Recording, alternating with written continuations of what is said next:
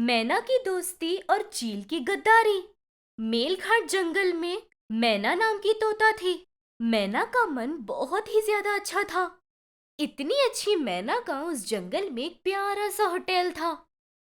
उसमें खाने का स्वाद बहुत अच्छा होने के कारण वहां बहुत भीड़ हुआ करती। दोस्ती के लिए जान देने वाली इस मैना तोता को गारो नाम के चील से पहचान होकर दोस्ती होती है। उनकी दोस्ती के बारे में चर्चा न करने वाले लोग जंगल में थे ही नहीं। एक दिन गारो चील जब उदास होकर बैठा था तब वहां पर मैना जाकर ऐसे कहती है, क्या हुआ दोस्त, तुम क्यों इतने ज्यादा उदास बैठे हो?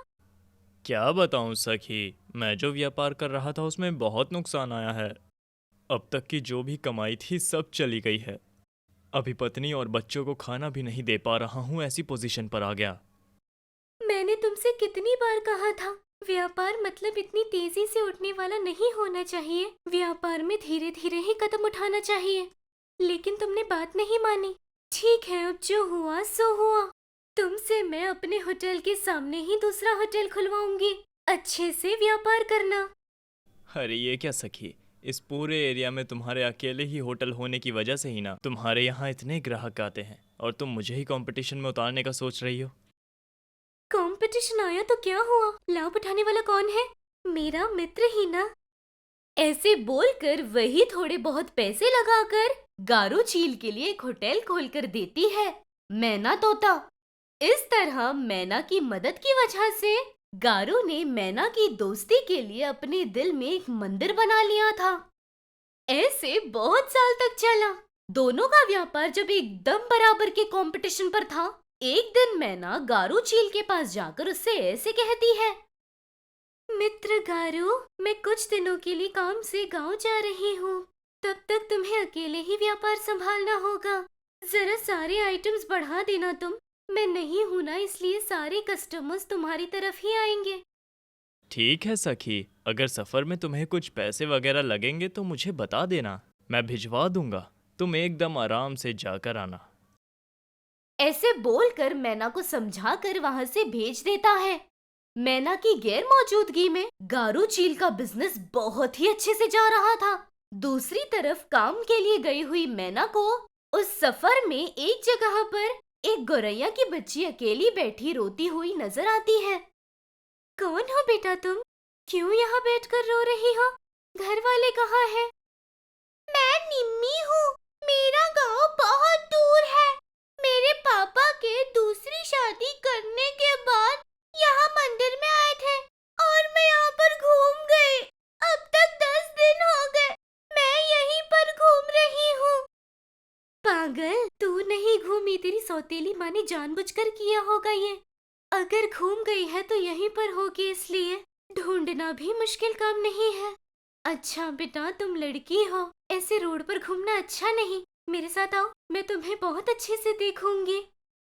ऐसे बोलकर मैना उस गौरैया चिड़िया को अपने साथ घर ले जाती है। हमेशा की तरह फिर से होटल शुरू करती है।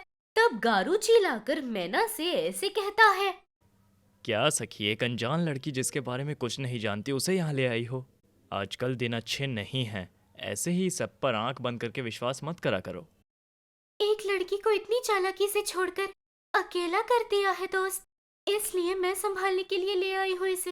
तुम्हारी बात सच है या झूठ पता नहीं, लेकिन वो लड़की अनाथों की तरह रोड पर थी, इसलिए मैं ले आई इसे। ऐसे गारू ने जो कुछ भी कहा उसे नजरअंदाज करके निम्मी को बहुत लाड़ प्यार से पालती है। ऐसे दिन गुजर रहे थे। निम्मी अपनी चालाकी और समझदारी से दिन भर दिन मैना का व्यापार और ज्यादा बढ़ रहा था। ऊपर से जंगल के पक्षियों को मैना के ऊपर अभिमान भी बढ़ जाता है, इसलिए ऐसे सोचती है। अरे सुनना भाई, हम तो हमेशा ही उस गारू के होटल में खाना खाया करते थे ना।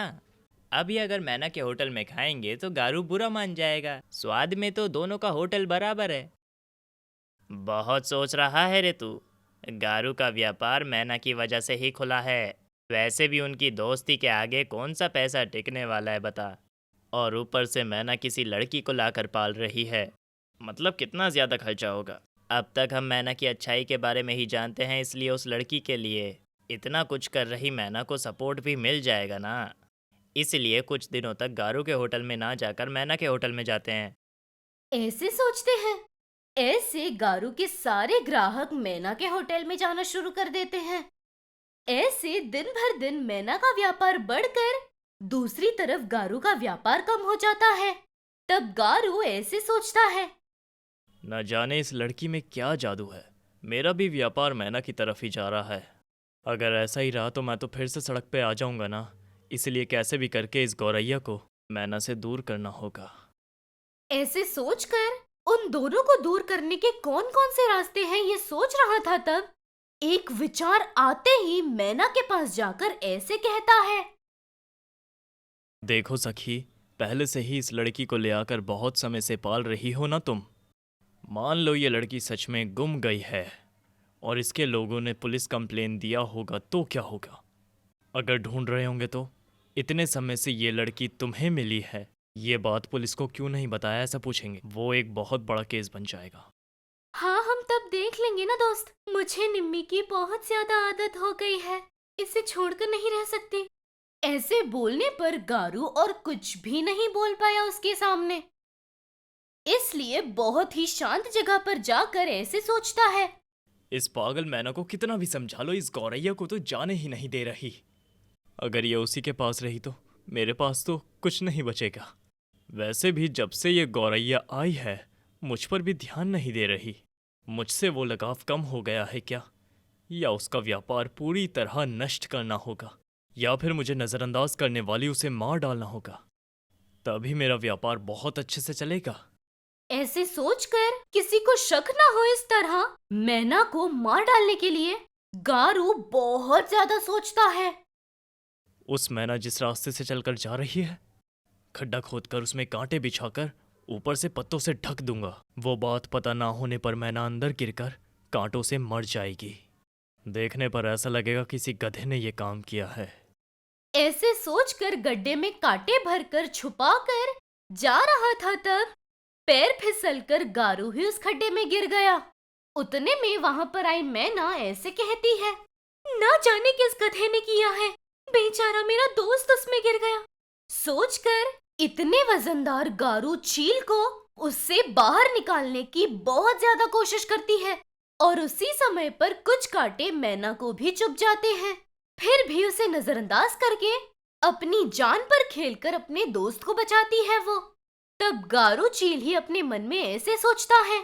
उसकी जान चली जाएगी ये बात पता होने पर भी मेरी जान बचाने का सोच रही है। ऐसे में मैंने उसे मारने का सोचा। बहुत बड़ी गलती कर दी है मैंने।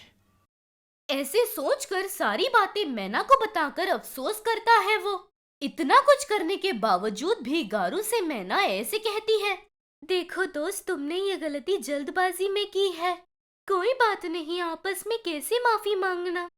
ऐसे बहुत ही तकलीफों के साथ गारू को उस गहरे गड्ढे से मैना बचा लेती है। उतना ही नहीं, उसकी जान लेने के बारे में सोचने वाले दोस्त को भी माफ कर देती है।